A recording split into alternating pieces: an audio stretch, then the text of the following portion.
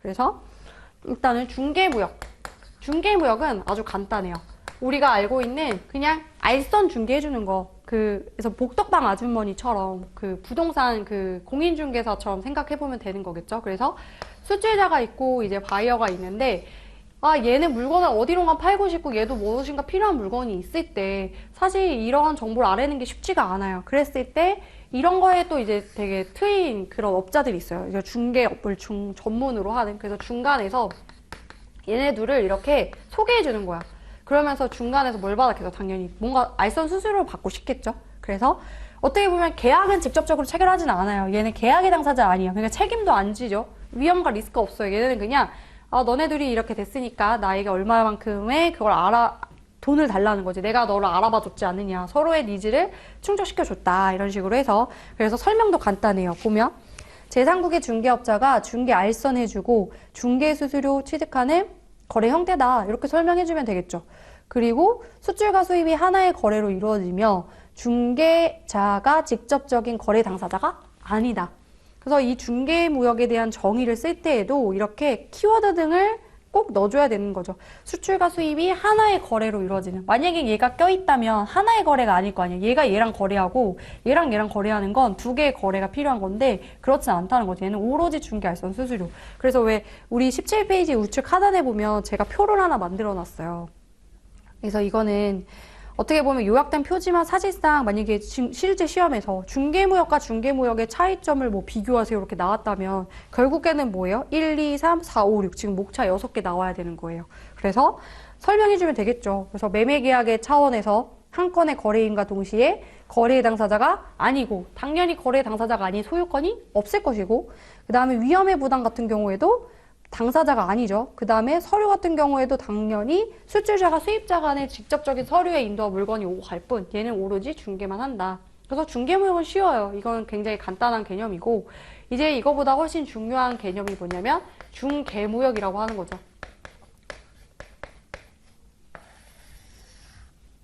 이거는 이제 어떤 경우냐면은 실제로도 요즘에 이제 중개무역의 형태가 이제 많이 이루어지고 있고, 뭐 상담하게 되면 이런 경우들이 많이 있는데, 이런 경우, 얼마 전에도 사실 연락이 오더라고요, 저한테. 그래서 뭐 이렇게 상담을 하고 싶다. 자기가 뭐 무역업자다 해서, 아, 너무 좀 알아서 제가 찾아가지 않아도 알아서 연락해주면 되게 행복하단 말이에요. 그래서, 막 자세히 들어보니까 뭐였냐면, 자기는 이제 한국에 있대요. 한국에 있고, 이제 뭐 미국이고 얘가 중국이었는데 물건이 뭔가 의류였나? 막 그랬는데 자기가 중국이 이제 싸니까 공장에서 뭔가를 싸게 사서 얘를 어디다 파냐면 미국에다 판다는 거죠. 그래서 지금 이거 같은 경우에 어때요? 지금 얘와 얘 거래를 한번 끊어서 보면 1번 거래. 그럼 얘는 이 수출자는 아니 중개업자라고 표현하기 낫겠다. 헷갈리니까 중개업자는 이 최초 수출자라고 표현할게요. 최초 수출자에게 누구의 역할을 해요? 얘는 수입자잖아요. 그쵸? 그런가 하면 얘가 샀어. 왜 얼마에 샀냐? 만약에 100원에 샀어. 근데 얘가 얘한테 200원에 파는 거죠. 그쵸? 그러면은 얘는 어때요? 얘는 최종적인 구매자가 되는 거죠. 그래서 얘는 중개업자에게 최종 구매자는 이제 수입자가 되고요. 얘는 이제 중개업자 뭐예요? 수출자. 그럼 얘는 뭐예요? 결국에는 구매자이면서 판매자인, 결국 수출자이면서 수입자인. 이거 왜 해요? 중개 차익을 얻으려고 하는 거죠. 지금 이 거래 해버리면 얘 가만히 있어서 얼마큼 벌어요? 200에서 100을 뺀 100만큼의 뭐가 생긴다? 차익. 매매 차익이 생기는 거예요. 그냥 너무 좋잖아요. 이것만 들으면 저는 그럼 여기 수입 통관 아싸. 그 다음에 여기 수출 통관 하면은 하면 되겠다 했는데 결국에는 뭐였냐면 근데 중개업자들의 특징. 최종 구매가 미국이에요. 미국 대륙으로 가야 되는 물건이 굳이 우리나라에 오지 않아도 그냥 통관 안 하고 어때요? 그냥 이렇게 바로 배를 그냥 띄우면 되잖아요, 사실. 그래서 이렇게 물건을 보내버리면 되는 거야. 그래서 갑자기 얘기하다 보니 결국에는 제가 해줄 게 없더라고요.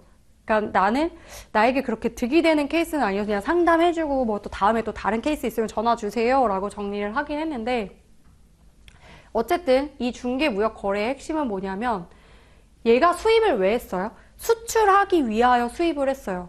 결국에는 매매 차익을 획득하기 위해서 수출할 것을 목적으로 수입을 했다라는 내용이 들어가 있어야 되겠죠. 그래서 교재에 있는 내용을 보면 수출입 거래를 통해서 매매 차익을 취하기 위하여 수출할 것을 목적으로 수입하여, 이 내용이 여기 키워드가 무조건 들어가 있어요. 여기 점수가 마구마구 배점이 되어 있다는 거죠. 그리고 여기서 좀 더 자세히 쓰면 매매 차익이라고만 쓴 사람이 있는가 하면은 이 매매 차익이라는 거 안에 가로 열고 보면 FOB 수출 금액, CIF 수익 금액이라고 하는 갑자기 영어 키워드가 나타났죠. 그래서 수출 금액, 수익 금액은 알겠는데 이 FOB, CIF 뭐지? 라고 이제 생각이 들 수 있는데 여기서 이걸 공부하면 이제 우리가 이제 공부 기간이 굉장히 길어진다라는 거죠. 그래서 이럴 때는 사실 이제 혼자 공부하는 시점이라고 하면 이게 털어버리고 넘어가야 되는 게 맞겠죠. 근데 간단하게만 설명하면은 이제 아마 그 관세평가 시간에 배울 거예요. 관세평가는 우리가 관세를 부과하기 위한 대상, 그 물품의 가치를, 가격을 정해야 돼요. 그걸 관세평가라고 해요. 그러면 규칙을 정해놔야 되겠죠. 왜냐면은 내가 이거 물건을 여기서 수입을 해. 그럼 단순히 지금 이 100이라고 하는 거를 하면은 어떤 사람은 100의 거래를 그냥 물품 대금을 별개로 할 수도 있고 어떤 사람은 물품 대금 포함해서 150에 가져올 수도 있고 다르단 말이에요. 그래서 하나의 기준을 정해놓는 게 CIF라고 해서 CIF는 나중에 자세히 배우겠지만 어쨌든 수입이라고 하는 거의 관세평가의 기준은 뭐냐면 우리나라에 도착하기 전까지 발생하는 물품 대금 플러스 거기에 운송비도 다 더해. 똑같이 해야 된다. 과세형평이 어긋나고 누구는 운송비에 대해서 관세를 내고 누구는 안 낸다고 하면 다들 안 내고 싶겠죠. 그러니까 공평하게 거기에 발생한 운송비도 계산하고 거기까지 발생한 보험비도 만약에 10원이면 다 계산하고 기타 포장에 대한 비용도 해서 어쨌든 관세 8%라고 하는 것들을 계산할 때 어디다 적용할 거냐, 이 100원이 아니라 이것들을 합친 금액 기준으로 하겠다는 거예요. 그래서 CIF 수익 금액이라고 하는 거고요. 그럼 반대로 우리나라에서 수출을 한다고 치면은요, 수출도 기준이 있어야 돼요. 그래야지 누구는 예를 들어서 물품 대금은 10원이에요. 근데 우리나라에서 미국으로 보내는데 운송비가 100만 원이야. 그러면 이거 자세하게 안 뜯어보면 어때요? 수출 실적이 지금 110원이죠. 근데 어떤 사람은 운송비는 물건 대금은 100원이에요. 근데 운송비가 만약에 10원이었어. 그러면 이 사람이랑 똑같이 지금 수출 실적이 110원이 잡혀버린단 말이죠. 그래서 수출 실적은 이런 운송비를 제외하고 오로지 우리가 배에 선적해서 물건을 보낸 그 시점, 물품 대금만 지급을 하자라고 했을 때 그 기준을 정해놓은 거다. 그래서 그냥 가볍게 그냥 수출과 수입의 기준이 다를 뿐이다 라고만 봐주시고요. 이건 나중에 인커텀즈 11가지 규칙을 정리하면 아주 그냥 아무것도 아닌 그냥 기본적인 내용이니까 넘어가 주시면 돼요. 그래서